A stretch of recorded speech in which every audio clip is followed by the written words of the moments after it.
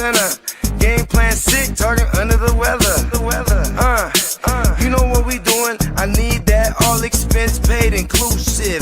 I'm the plug, so I'm plugged into it. About money like with Jewish white Christmas. I'm Scrooge, bitch.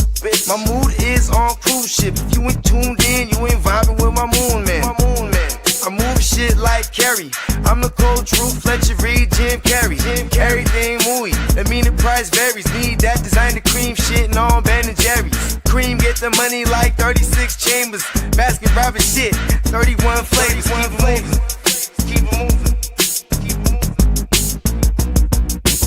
Look, ma, no hands, telepathic. I can make things move. I'm carefully calculated when I make these moves. I run shit, don't let me get loose. I'm all about my decks, trying not to get goosed. Keep it moving.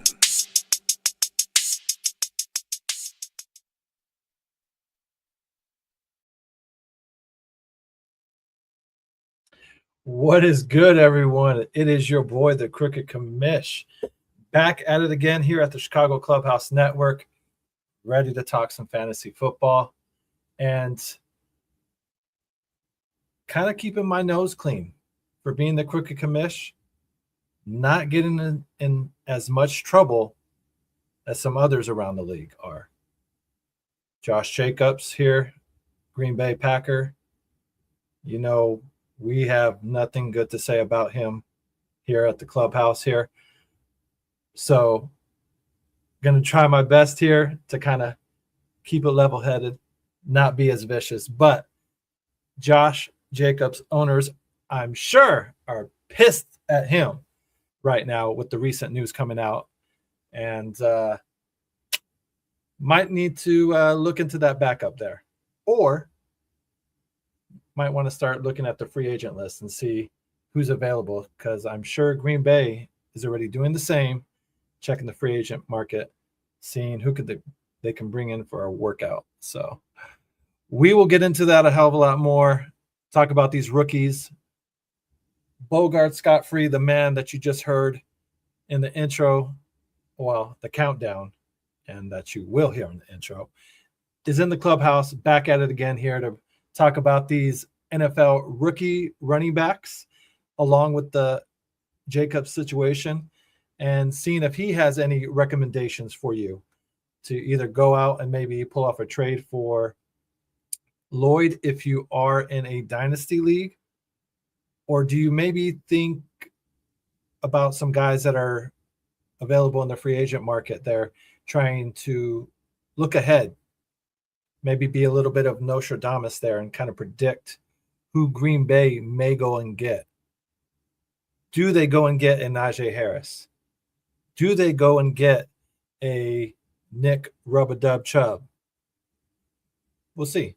We'll talk about it. We'll break it down. If you're new to the Clubhouse, please do me a solid. Hit the like button. Subscribe. We are talking fantasy football, and it's more of a barbershop talk. We like to kind of mix it up with you guys in the chat as well. So if you guys have any fantasy trade questions, please drop them in the chat. We'll love to answer them as well. If your guys' fantasy drafts are coming up and you know your draft position, let us know that, and we'll chop it up with you as well. Let you know what we're thinking. Bounce some ideas off the wall. So like I said, if you're new here, that's what the show's about. We love to interact with you guys. And before we can do that, we got to hit the intro.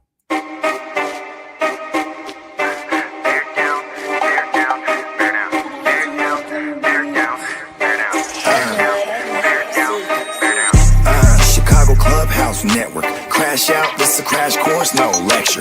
Lay hat, keep a signal caller under pressure. Check the stats, finna up the score for the record. Chicago Clubhouse Network. Crash out, this a crash course, no lecture. Lay hat, keep a signal caller under pressure. Check the stats, finna up the score for the record. Introducing first, he the Crooked Commish, making sure it's understood that he him. Next up, he the mouth from the bay, dynamic duo. Hit you with an ounce of that game, they make you bow face and salute the truth. Curve all the blase blind and whoop-de-whoop. On the path to the bag, got that money and the power. They gon' ball every fantasy football hour. Got them sour, these hacks can't hack it. Meanwhile, they on point like a cactus. Want smoke and get smoked like some cat it be good, damn it be good at it. Ay, Chicago Clubhouse Network. Crash out, this a crash course, no lecture. Lay hat, keep a signal caller under pressure. Check the stats, finna up the score for the record. Chicago Clubhouse Network. Crash out, this a crash course, no lecture. Lay hat, keep a signal caller under pressure. Check the stats, finna up the score for the record.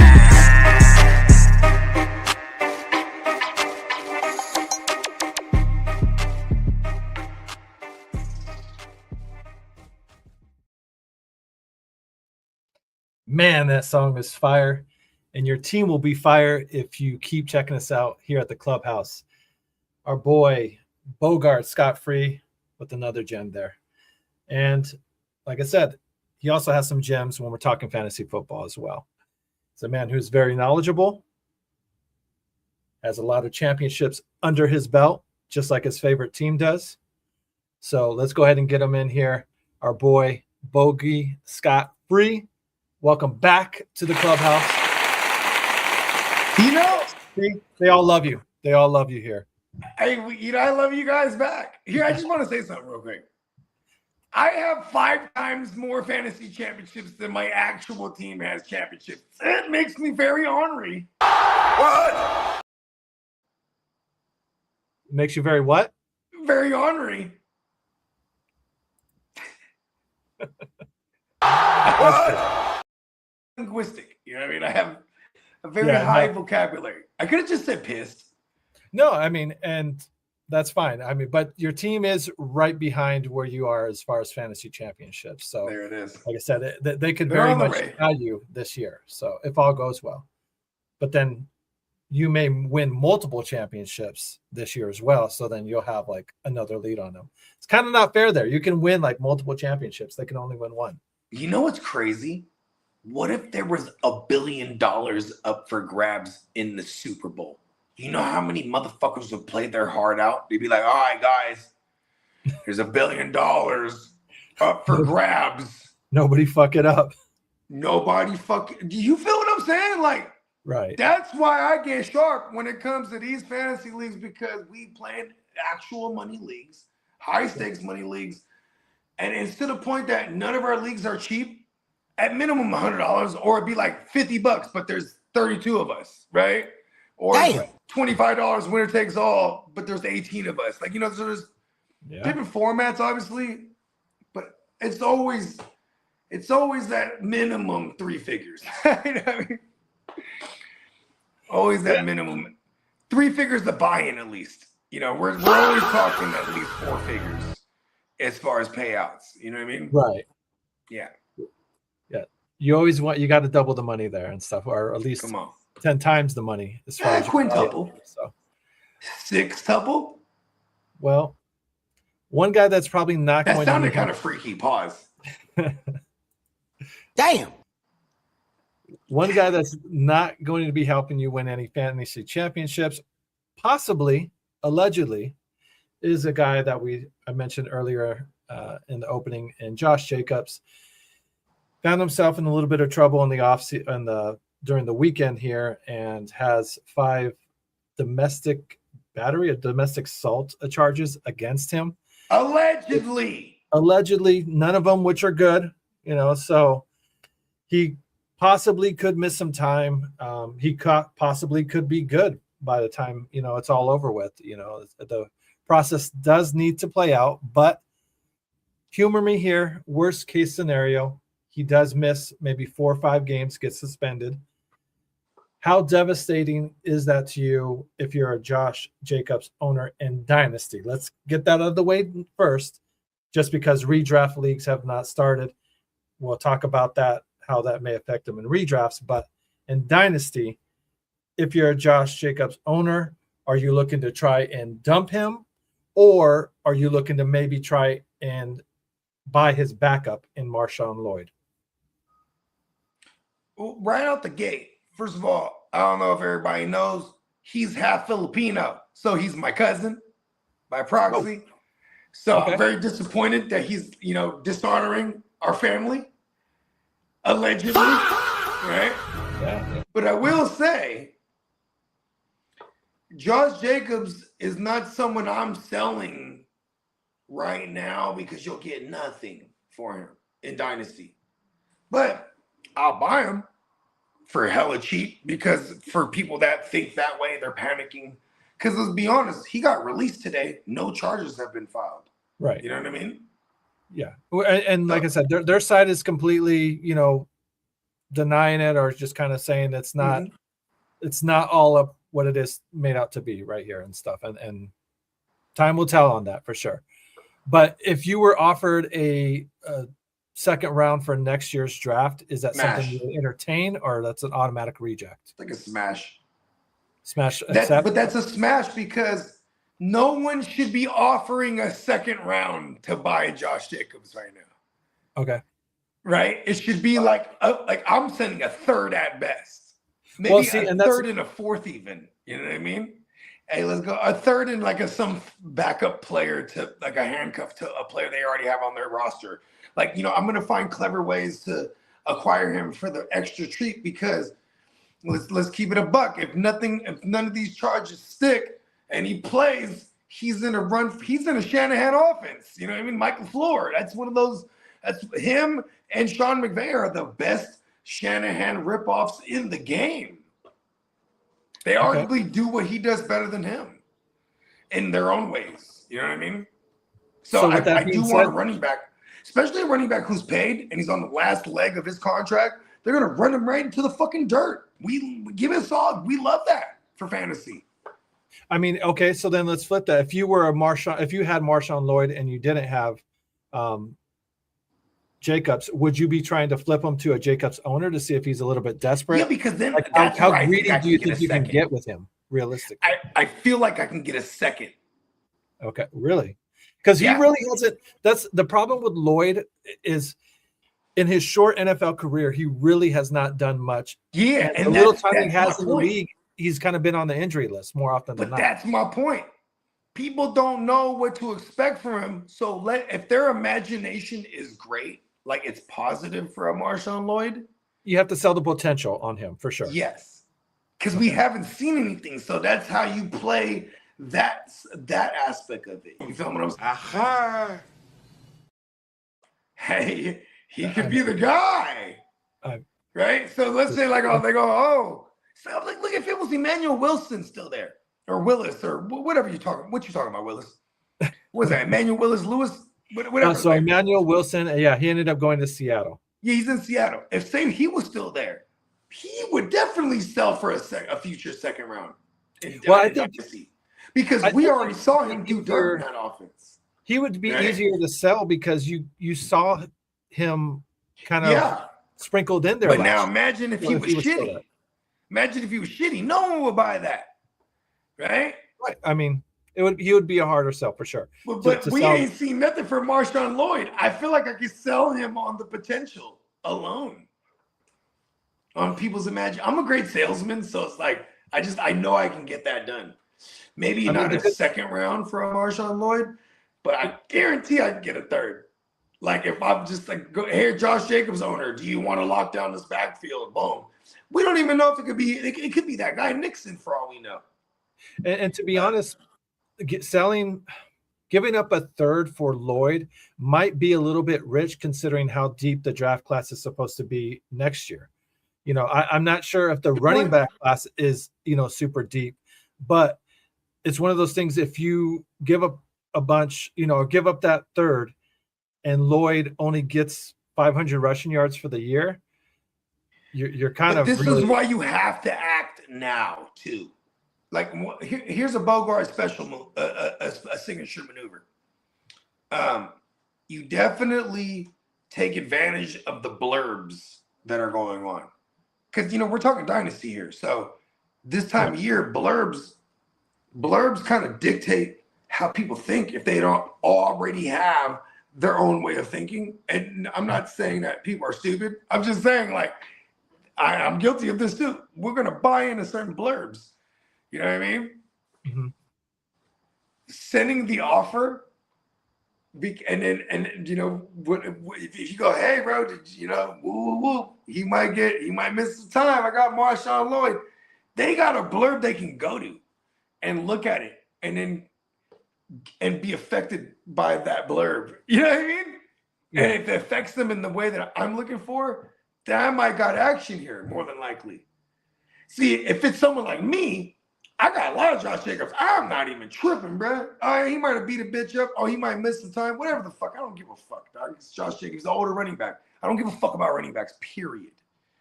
In Dynasty, I don't give a fuck about no running back. As long as I have a few that I can start, because I'm strengthening the rest of my team that has way more shelf life. You know what I mean? How do you think that affects the rest of the team if he misses some time as far as like Jordan Love's value, his production level? Do you think that increases or decreases at all? And then obviously that'll affect the receivers in Christian Watson, Tucker Kraft. Yeah. So if he were to miss, the 4 or 5 games, is that something that you see maybe a possible up in production? Jordan Love's the beneficiary. Okay. Yeah. So it's just, if they can't establish the run, it's going to be shit for them as an entire, in its entirety. And that's because of Green Bay just playing from catch up and behind, possibly, or is that 100%? Because like they are going back to the days of Aaron Rodgers with Matt LaFleur, and then they drafted Jordan Love, and Jordan Love sat behind him and mirrors his game to the best of his ability. After Aaron Rodgers, all the way down to like running every single play clock down when they have a lead. Like they are a very slow, methodical offense when they have a good run game. When they don't have a run game, they're a fucking mess, and we love it for fantasy because they're just gonna throw that shit like crazy. Because Jordan Love isn't the greatest decision maker. This is why they need to establish the run. So he could just make some easy play actions, bro. Like, he's not the greatest defensive reader. That's why they always are at top 3 in pre-snap motions, because they're trying to help this kid get the most information he can pre-snap, because he's not the greatest. They're trying to make him Aaron Rodgers, but he's trying. And the reason I say this is, like, we love when they don't have a good defense or not owning time of possession, because owning time of possession is their bag. You know what I mean? Mm-hmm. When you can't, how do you do that? Running the ball. If you can't run the ball, you can't own time of possession. More than likely, they're going to be playing from behind. Even if it's a 1-score game and they're playing from behind, they're going to completely abandon the run. Like, this is just what they do. So I kind of like this. I think that aspect. I also think they're actively going to figure out that problem. They're gonna put a Band-Aid on that issue. Yeah, like they're gonna because they went through this before. Look at when they didn't have a run game because Josh Jacobs was all beat up and all that shit. This was a couple years ago. Jordan Love was QB4 in fantasy. Okay, that's tough. It's QB4. That's not 5. Throwing. That's 4. It's better. You know what I mean? He was top 5 and not 5. Now, part of the thing with Love throwing more is he can be, like you said, careless with the ball at times. So if you're in one of those leagues that really heavily penalizes you for QB interceptions, especially if it's a pick 6, it kind of double negative points and whatnot. That's maybe an aspect then where you maybe want to pump the brakes and kind of really think about that and make you hesitant. All our dynasties are super flex, right? We're starting 2 QBs. So Jordan Love, to me too, I'll always categorize him as a strong QB2. I don't want him as my QB1. Okay. Yeah. Well, no, and I don't blame you there either. I think he's a decent QB2 as well. I think if you had him as your QB1 in a super flex, man, you might be struggling a bit. Like, you would have to pair him up with a decent guy like Dak or something like that to kind of be able to. Even Stafford. Or Stafford, yeah. Yeah, just motherfuckers that are guaranteed to fucking sling it. You know what I mean? Do you like it? Do you like maybe the situation a bit more if they are able to bring in and sign a veteran running back like a Najee Harris or a Nick Rub-a-Dub Chubb or something like that? Is that more intriguing? Or Kareem Hunt? Like, if one of those guys gets brought in, they were all terrible options you just said, but I I agree with what you're saying because they all played in like, all right, look at even Joe Mixon, throw Joe Mixon in the mix. You know what I mean? Mm-hmm. Like these guys, like, okay, you got Joe Mixon, played in the Zach Taylor offense, which is he's a product of McVay, right? You have Nick Chubb, who's played in the Stefanski offense, who's a product of Kubiak. It's like these are all guys that their tree leads up to either Kyle Shanahan or Mike Shanahan. You know what I mean? Yeah. So then there's also Najee, who played in with the Harbaugh. Matt Canada, right? Matt Canada, he is not from any of those coaches' trees, but he was on record for saying that he was trying to emulate their play calling and play designs. And you know what I mean? Mm-hmm. And Najee went crazy in that offense the first couple of years with Big Ben Rapisberger. Those guys, they would all be legit like Band-Aids, but that's all they're, like I said, that's all they're going to be. And, Yeah, I mean, and I wouldn't be surprised if they bring in like 2 out of those 4 names you said. Yeah, You they'll know what I definitely mean? bring them in. I can bring them in to work them out for sure. And definitely a Band-Aid, because if it's something where Jacobs is only missing, 4 games, sure, it may take him a week or 2 to kind of get going again and kind of look like his true self. But once he does, that would be the end of anybody that they brought in, whether it be a Najee, a Kareem Hunt, and whatnot. So Right. their kind of production level would be almost non-existent at that point, unless, again, if something were to happen to Jacobs, later on in the season and stuff. But as far as that's dynasty-wise, as far as redrafts come along, I know prior to this, he was definitely within a top 10, running back in redraft leagues. Do you move him down your rankings at all? I don't know about top 10. He was definitely top 24. I thought, his production level was really good. He had 13, he had double digits in touchdowns. I think he had 13 or 14 touchdowns and stuff. So still broke over 1,000 yards. So I would think that like people would expect a similar production type of level. He's in the Chase Brown, Javonte range, after those guys. See, and I would think those guys would be around top 15 at the very least then. Yeah. And Josh Jacobs, he's not the greatest, as far as recency bias goes. Mm-hmm. And then, here's why I love this is because if he's any kind of good, again, and we get him dummy late, because now it's going to, his ADP, average draft position, is going to be negatively affected by the recency bias of what's going on. You know what I mean? So I like it. If we get him late, especially if we don't get any clarity here for a couple months, you know what I mean? Because we know the process of look at Rice. Look at Rashee Rice, bro. We didn't know if he was going to get suspended. He's not. He's this, that. Then he gets suspended. You know what I mean? It was the roller coaster. Yeah, absolutely. It'll be built in that the risk mitigation that people are going to apply to his situation right now. It's going to have him hella late, bro. Well, we're probably going to get him in a double-digit rounds right now if you were drafting right now. Josh Jacobs in redrafts in a 10 or 12-man league, I don't know if he would go into double digits. I still think 10. He's going around 10. Oh, okay. Let me rephrase that. I only play Superflex redrafts also. Okay. And the receivers and quarterbacks are going to go up hella high. Mm-hmm. Running backs usually fall. Yeah. Let me just acknowledge the chat real quick. We got James with a few comments talking regarding the Bears. I'm assuming all I hope is that we make the playoffs again and that we're healthy. Brother, me too. But to be fair, that's more all 32 teams is for sure. As far as let's just win the whole thing or die. That's how I feel. And then he's saying Seattle will be a gut check. Yeah, for sure. That stadium is one of the loudest and hostile environment besides Arrowhead in KC. Yeah, no, I definitely agree. They're literally 1 and 2 in the world. What's the record book called?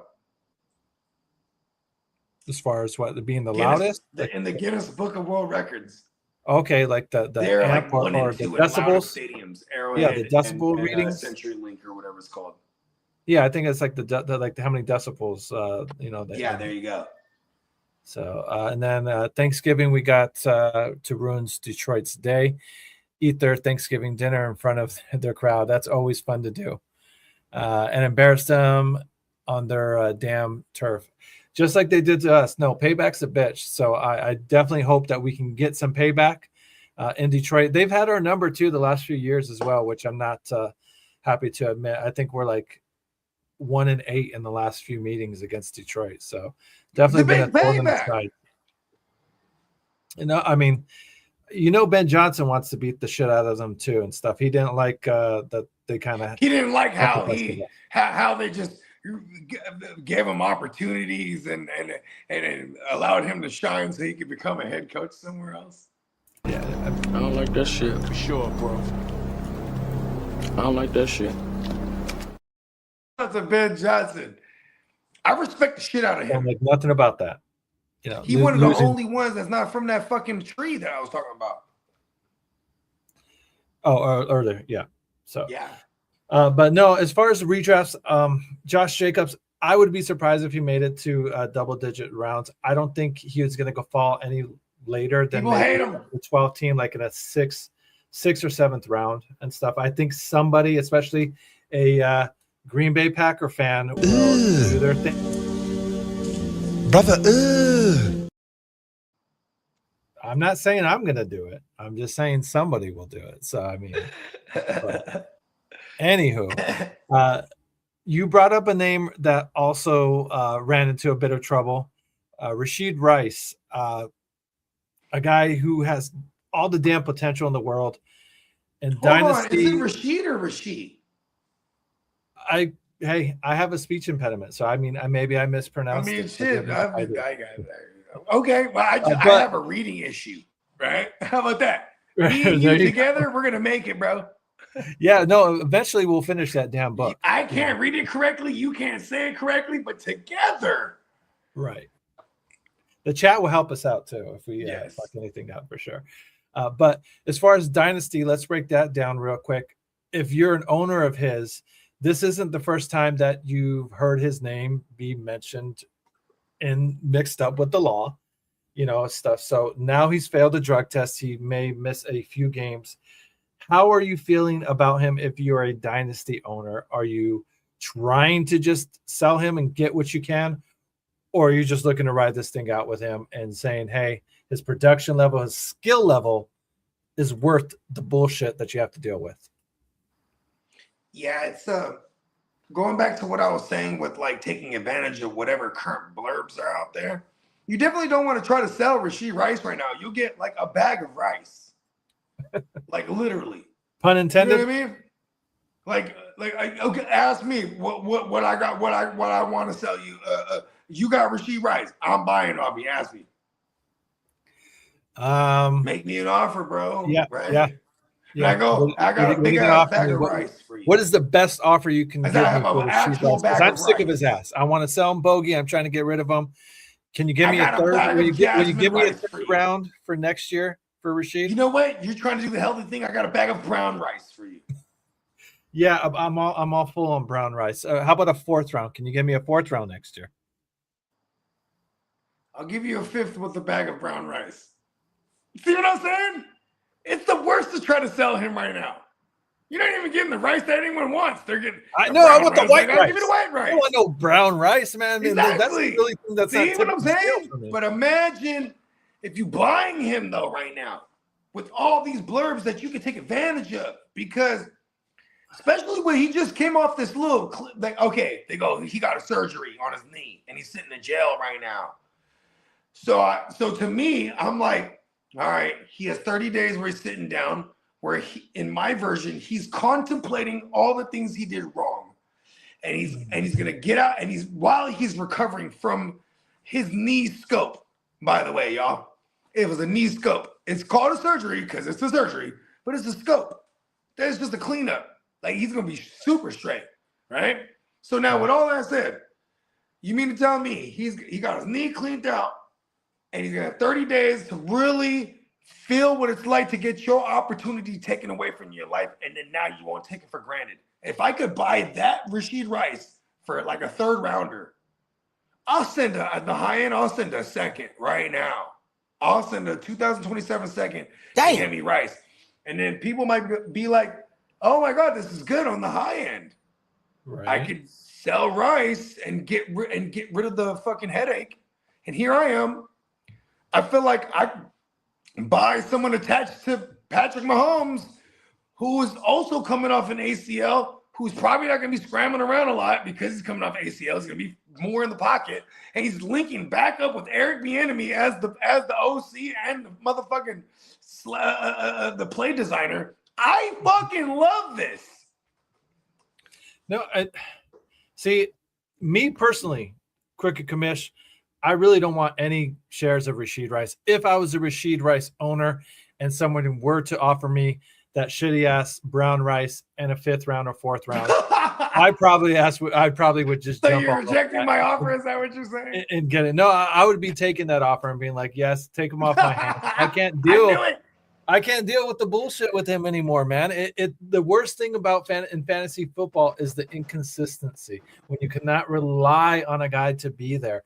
Love his skill like level, 17 games, but in just his 3-year career. I don't want it to be a guessing game with these players. I want as little guessing games as possible when it comes to these fantasy football players. I'm not guessing reliability Rice, is key. though. If he's on the field and he's healthy, he is producing. I get that. I guess I'm willing to live with it on the other end.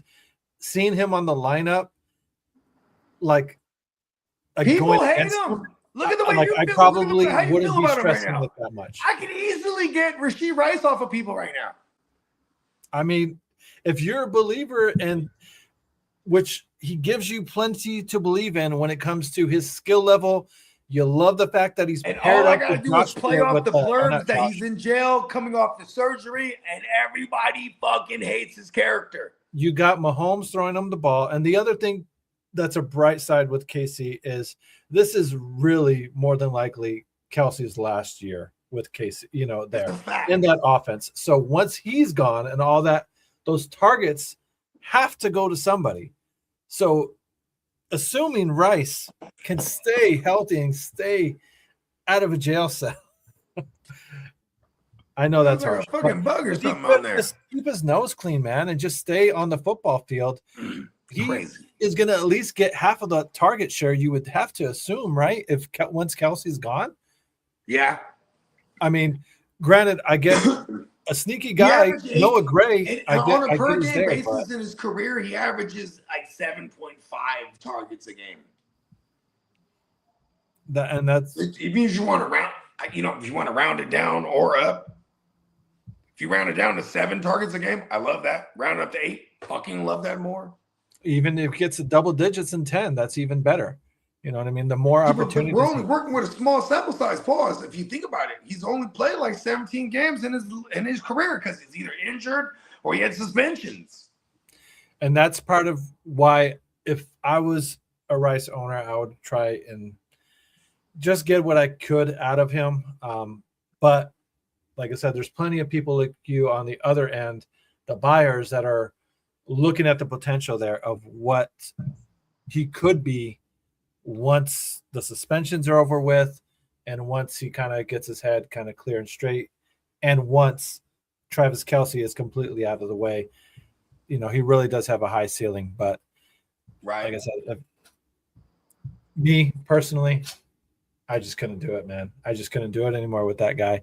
There's other guys out there that I'd rather take a flyer on. Someone like Allen, a rookie coming in, is someone that I would definitely, or even Jeff Caldwell is one that I would look to kind of. That's my cousin. That one too? Yeah. Damn. You just know everybody. You just relate to everybody. You got a big family tree.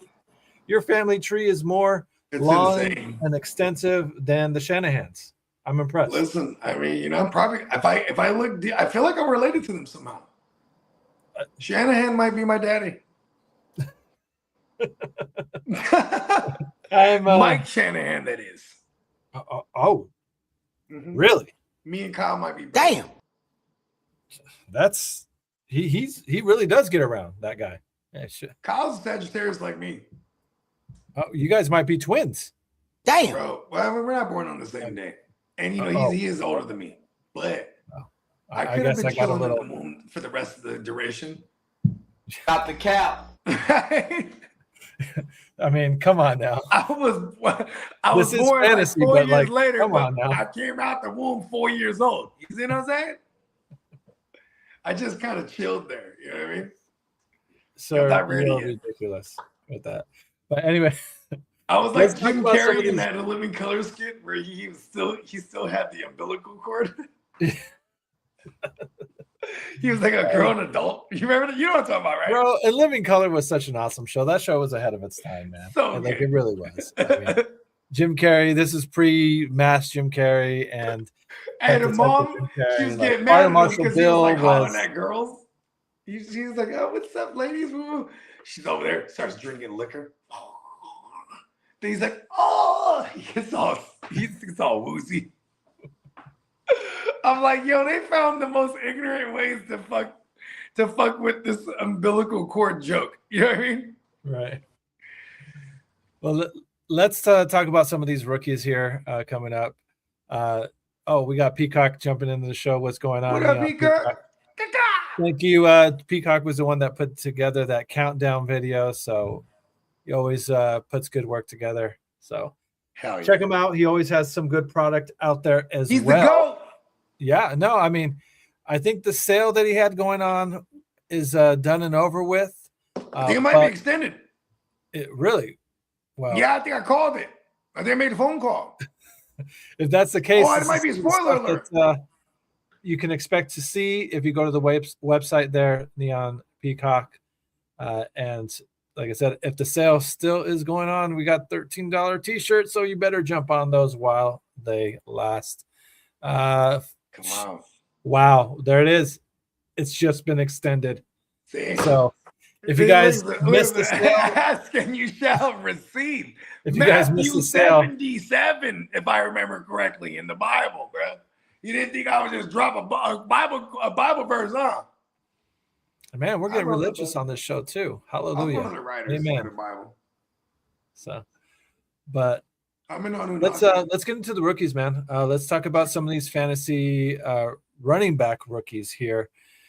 I think first and foremost, the guy that's going to be the first rookie taken, fantasy rookie, running back rookie taken in redrafts is Jeremiah Love going to the Cardinals there, just because of the sheer volume. He's really got doesn't have anybody ahead of the him. draft capital spent on him. No, yeah, draft capital. I think we spent on haven't him. had someone drafted that high in the top 5 since Saquon Barkley, right? Right. Bijan too, maybe. When was Bijan? Yeah. Bijan was 7th, and he wasn't. I think he was 7th. Okay, wow. And then Gibbs was like 11.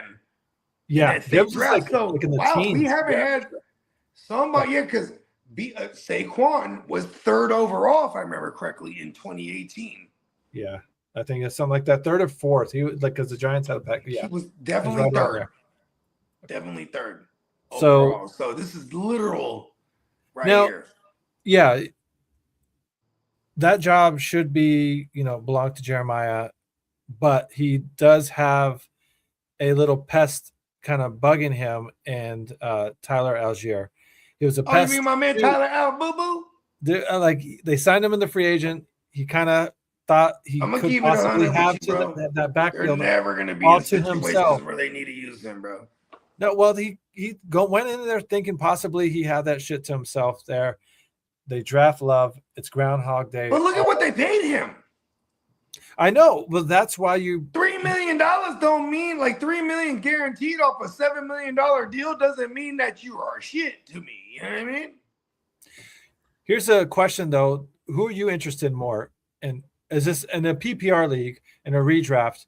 Are you looking to get Genty more or Jeremiah Love first? If you had to pick Genty. between those two, Genty, just because you like the more offensive scheme better, or is it because the skill level? Okay. See, I would go with Love. I'm more of a Love. I would take Love in that particular situation, just because they're just going to force. I get it, because he's going to get all the volume and all the goal line work. All right, too. You know what's crazy? I don't know this offhand right now, because we're getting into June, where we're going to fire up, like redraft season's in full effect once we get into June. So we'll have like ADPs that are actually more legit because people are mocking. You know what I mean? Yeah. And when people are mocking, we'll be able to see where their ADPs are.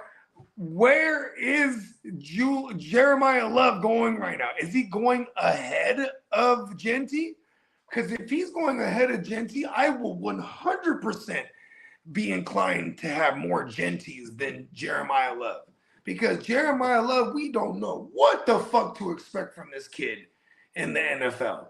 When I've already saw big flashes from Genty and post-hype, when I say post-hype, because, you know what I'm saying, he was expensive last year. He was the Jeremiah Love last year. People were paying up for something they ain't never saw. And now you're going to tell me he's about to have Gary Kubiak designing the plays. They big up that offensive line. I hate to say this as a Niner fan because I fucking hate the Raiders. I am really excited for them in fantasy. You got my man, Corky Kirk Cousins, who knows the offense, mind you. This is why they brought him in. Anybody who watches my show too, Ben called that. Ben said they're going to bring in Kirk Cousins to be the guy who ushers in Mendoza because you need a veteran, savvy veteran who knows this offense that they're about to implement. You know what I mean? No, I really like Genty this year. Mendoza's going to be in a time show too. Mendoza has a good head on his shoulders as well. He's the type of guy that isn't going to mind learning and sitting behind a guy like Kirk Cousins to kind of soak it all up and learn what it takes and what it means to be an NFL. Tom Brady did it. Brett Favre did it. Aaron Steve Rodgers. Young did it. You know, so I mean, plenty of guys did it. So Patrick Mahomes. I'm just going to keep Jordan Love reinvesting in the Texans offense. One of these years will be a breakout. Yeah. Speaking of Texans, I mean, what do you think of David Monty going to the Texans? Do you think a major upgrade to Joe Mixon and what they got, or do you think he may be just as disappointing as Joe Mixon was? Now, Joe Mixon, when his time with the Texans, is all injuries. But when he was healthy, it was phenomenal because Joe Mixon had a career running behind a shitty, non-existent line. You know what I mean? So did David Montgomery, by the way. And then look at what Monty did when he got with Detroit.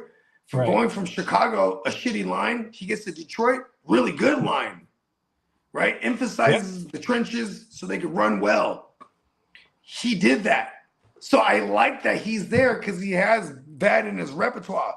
He can produce behind a bad line, and they consciously are actively trying to make that line better. And the scheme they're going to run is he's good in his own scheme. So I like Monty here, especially because we're going to get him for cheap. I'm trying to figure out which one to have. Pause. Do I have Monty or the Woody? Pause. You know what I mean? Because I feel like with that good-ass defense, Monty's the guy to have because now they're just going to run the ball when they're, protecting leads. You know what I mean? Because they're good-ass defense. Because Woody is definitely going to be more so, I feel like, incorporated in the passing game. You know what I mean? Like, I think Monty is super-duper low-key this year. And that could be what Peacock is referring to, where he says Monty is our Knuckles and Woody can be our Sonic, and or maybe Shadow or Tail. So, but between the two, I would prefer Monty over Woody. Is Tails a girl? I think so. I haven't seen that in a while, but they just make her or make it look like a girl, But they're hedgehogs. No, but she's like a fox with two tails. Gotcha. that work as a helicopter. You I'm got just the top saying, blade and then you got the back blade. No, That's don't just make like me get how a nerdy helicopter now. works. Don't make me get nerdy. We'll Stay argue some focused, nerd Bogey. ass Stay shit. focused. Let's not go off on some nerd shit here. You're right, Crick. You're right. Bring me back on the tracks. But personally, I would prefer Monty over Woody. Woody kind of had the opportunity to show what he could do last year. I mean, and it was a soft Woody. It wasn't a hard Woody. You know what I mean? I mean, not that I'm looking. Not that I'm looking. The big chub they had. It's all alleged. You know, this is all what I'm hearing from my boy Neon Peacock. Pause. So he's a Texans fan. He's he says all the time, it's big in Texas. So pause. And I always thought that meant one thing, but that could possibly mean another. So I love how immature we still are as grown ass men. Dude, I mean, I'm just a big kid. I'm telling you. That's me too. I'm literally like me and Peacock are literally on a mission to make action figures of ourselves. He showed me that too, so it's looking really good. I saw a little preview. It's happening, bro. Let's fucking go! Midlife resurgence, baby. But real quick before we end the show, like I said, let's oh dang. Some rookie running backs. Mrs. Kamish or Mama Kamish, thank you for checking us out. What's up, Mama Kamish? The rookie running backs, one of the main rookie running backs besides Jeremiah Love is Jadarian Price, his teammate, going to Seattle. He is another one that I think is going to be getting all the shares, all the love. It's going to be a buffet, all you can eat there in Seattle for Price. I don't know if there's a price too high for him when it comes to. I see what you did there. Oh, damn! And you got sunglasses. You still see what I did there. See, that's what I like about you, buddy. That was mighty clever. Can't get nothing past you, buddy. So, man. So I wear the sunglasses, so sometimes I just be like asleep. But no, I love, like I said, I love what's going to happen with him in Seattle. He's going to get all the shares. Emmanuel Wilson did go there, and he may take a little bit away from him. But once I think Price kind of gets a stranglehold of that offense, I think the sky's the limit for him. I do like his stock, and I think he is going to be even more productive than what Walker was over there. So what are your thoughts in Price and how he might be in his first year in these redraft leagues? You know what? Can you rely on him to be a running back too, or is that too? Oh, no. He's a running back too. If he gets all the work and he stays healthy, we're talking about like he's threatening top 8. Okay. No, really? Oh God. Like that system. They brought over their new OC because Clint Kubiak took the Raiders head coaching job. Mm-hmm. And they brought in the last year's 49ers run game coordinator to be their offensive coordinator. So they're keeping this, they're going right back to the same tree. And they picked another fruit, you know what I mean? A lower hanging fruit. So let's see how that works out. But theoretically, like just remove the system. Like part of how I break down these running backs, bro, in fantasy when they're rookies is the situation they're getting into, right? Like, okay, this kid has JSN to take the top off for him. Right. So he's probably not going to run into a shitload of stacked boxes. You know what I mean? True. Yeah. He's going to get all the goal line work. It don't matter who it is. That's just how it's going to be. That's going back to Jeremiah Love. He has the likes of Marvin Harrison Jr., however anyone feels about him. But he has Michael Wilson and he has Trey McBreezy. Mm-hmm. That's a fucking phenomenal trio of weaponry where you have to respect the passing game, no matter who's throwing the ball. Correct. Or how shitty the offensive line is.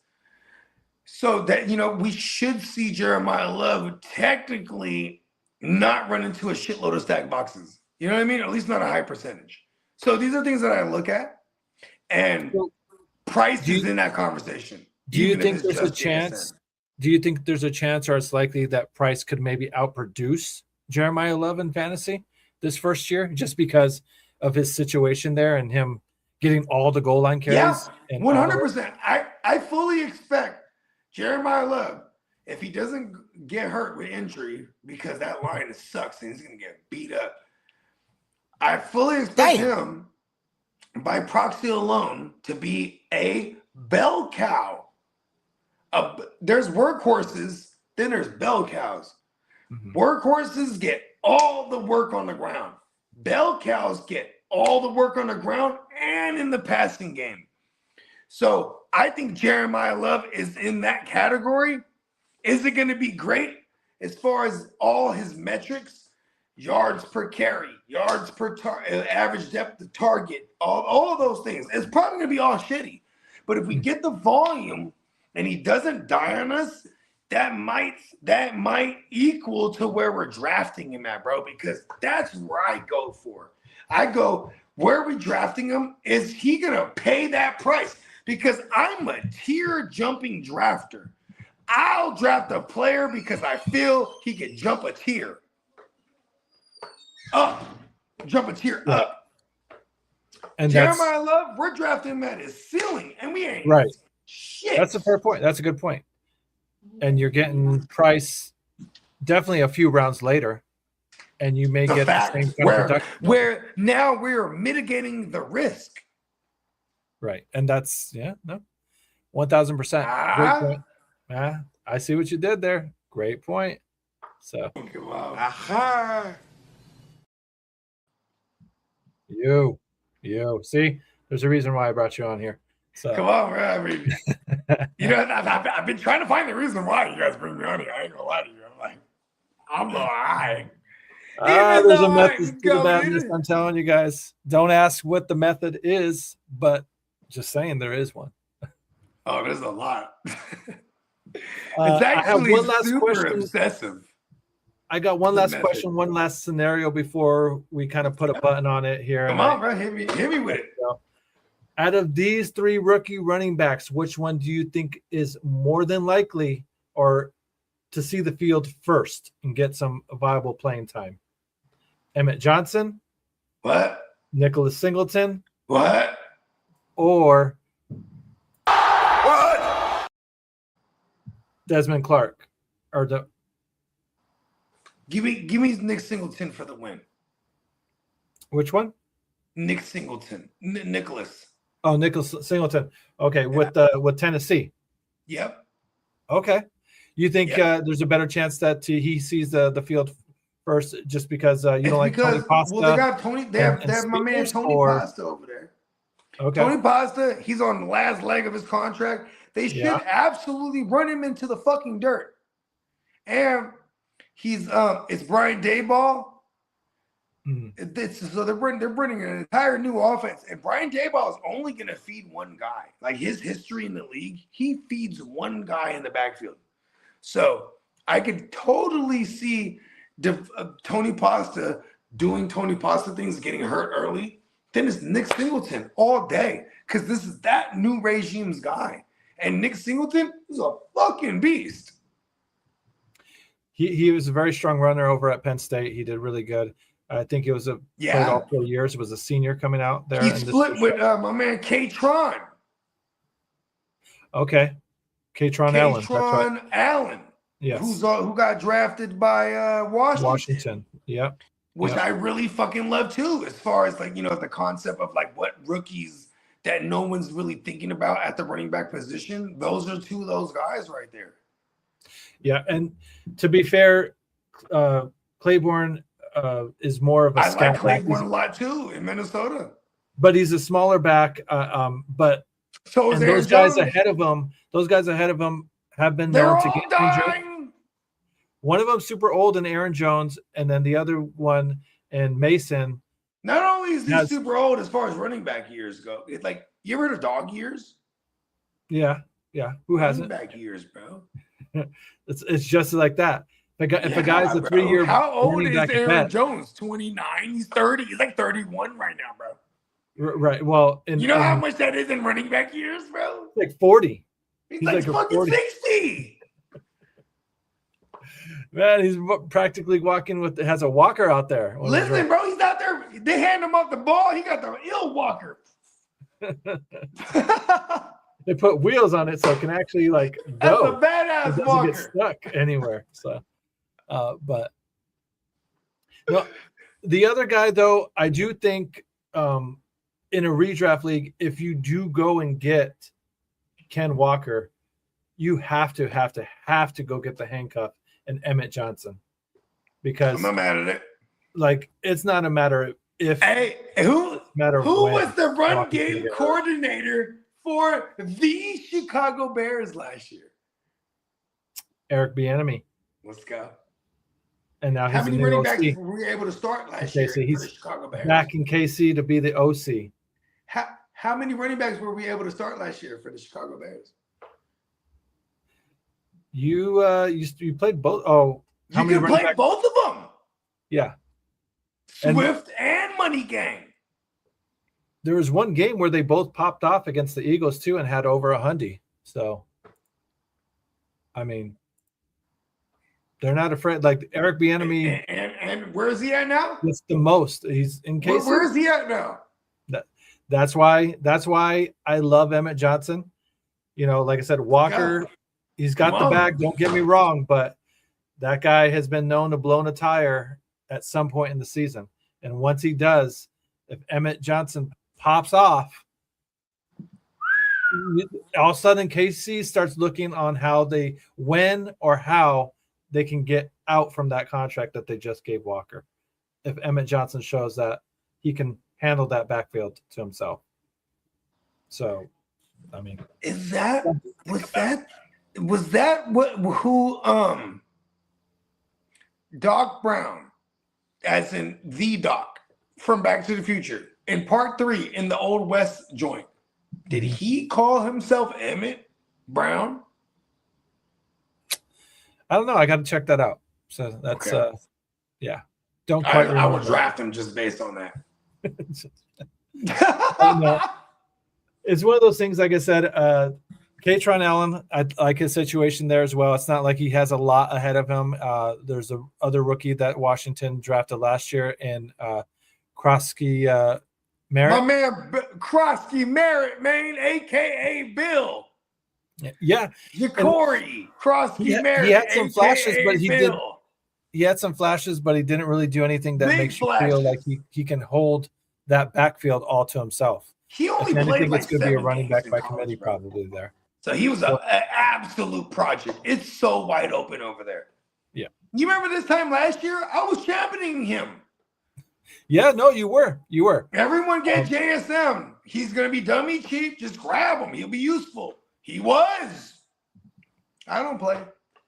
So here's another one. He's safe, though, this year. Here's another possible handcuff that you may want to think about in these redrafts. If you go ahead in the first round or two draft Christian McCaffrey, how much does Kendron Black become a necessity to, go out and get as a handcuff? I think it's Jordan James. In your opinion. Go ahead. I think it's Jordan James still. Jordan James still? Okay. Yeah, just right now until I hear anything different. Okay. All right. The reason I'm saying it something you're just not really impressed with? It's a pretty high draft capital for a running back, third round, right? In the third round, yeah. A Jordan James or even a Caleb Black, right? Mm-hmm. Because then the reason I'm pointing this out is like, I want everyone to pay attention to all the third round busts that Shanahan drafted at that position in that round. Trey Sermon, fucking Joe Williams. Mm-hmm. You know what I mean? Like there's Trey Mason a few years back too. There it is, Trey Sermon. Yep. Like or Jordan, not Trey. I'm sorry, Jordan Mason. Mason. Jordan Mason was an undrafted guy, and he was fucking phenomenal for us. Like that's what I'm saying, though. It's like Shanahan and all the going back to the Green Bay situation. There's a guy named Nixon over there. He's an undrafted guy. They just picked him up right after the draft. That kid's hella interesting, bro.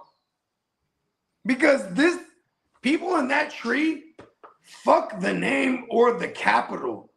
If they have an opportunity, they were drafted because they are a type that they feel fits this scheme. You think what I'm saying? Yeah. Raheem Mostert, fucking what was his name? Breida. You know what I mean? Like never just going on the Shanahan shit, right? Yeah. Jeff Williams, Jeff Wilson Jr., JWJ. Yeah. Right? Like it There's doesn't fuck the names. Go back to Daddy Shanahan, Mike Shanahan, Terrell Davis. Who the fuck was he before he got in there? Mike Anderson. Do you remember that name? Yep. So I mean, there's definitely a lot of running backs that just kind of came out of got plucked out of obscurity there because and the plopped scheme, into the system, they feel that they fit the scheme. Super productive. Come on. No, 1,000%. Yeah. Bogey, thank you so much for popping on here and joining the clubhouse and doing what we always ask. Our track record is impeccable. Hey, come back. Our track record is impeccable. Always comes back to the clubhouse, just like we ask him to do to chop it up with them. We love it. I'm always coming back. Can you please get rid of me? Can you please tell the people of the clubhouse where they can find you and get more of your content if they so choose to? You can definitely search Bo. I said search like I was share, like I was share with fucking hella Botox. You can search. Anyways, you can definitely search Bogard Scott Free anywhere you consume your music. Apple, Spotify, YouTube, things of that nature. If you're a crazy Jay-Z fan, you have Tidal, shit like that. Anyways, also on the Gen Wealth Net on YouTube. Bang. Let's go. So we're gonna find all our fantasyisms. You'll even see Crick on there. He's a part of our Playmaker show. He's a playmaker himself. So hey, I finally made it. Yeah. We got a great. Finally happy to be part of the Playmaker Club, man. It's a very exclusive list, but like Bogey said, go and check them out. The Gen Wealth Network on YouTube and on Facebook, TikTok as well. There's a whole list of characters on that show. I pop in there from time to time. The Mouse from the Bay pops in there from time to time. We got guys like the Ear from the Street on there hopping in with all and every he's always there. All the recent news. So yeah, he's never not on anything. Neon Peacock will be on there as well. The guys that put together these videos, intro videos, the shirts. Shout out to my man Neon Peacock. He's the truth. He's the GOAT. 1,000%. Good people. Plenty of good people over there. Plenty of good people here at the clubhouse. That's why you come back to check us out all the time. But we do have to ask for a favor. Can you please go ahead and like and subscribe? We are on our way to 1,600 subscribers, but we can't do it without you guys. We need you. We want you in the clubhouse. The bigger the clubhouse is, the funner. Hey, watch when I get my members only club jacket, bro. Those are exclusive. You have to be a very special somebody to get one of those. Mine's actually custom. I'm gonna have gigantic, like football pad size shoulder pads.